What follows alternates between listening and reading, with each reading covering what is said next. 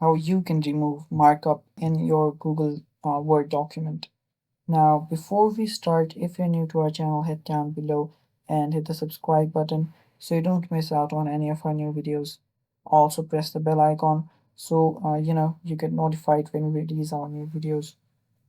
Now, let us start.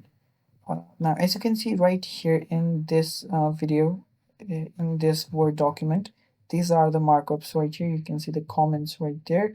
Now, this is a ritual right here. As you can see, never gonna give you up, never gonna let you down. Now, how you can remove this is first, you'll need to go to the review section on the top.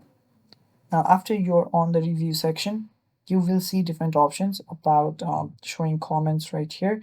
Now, you can just show the contextual comments or even list it. Now, if you tap on it, you will be able to just see comments right there.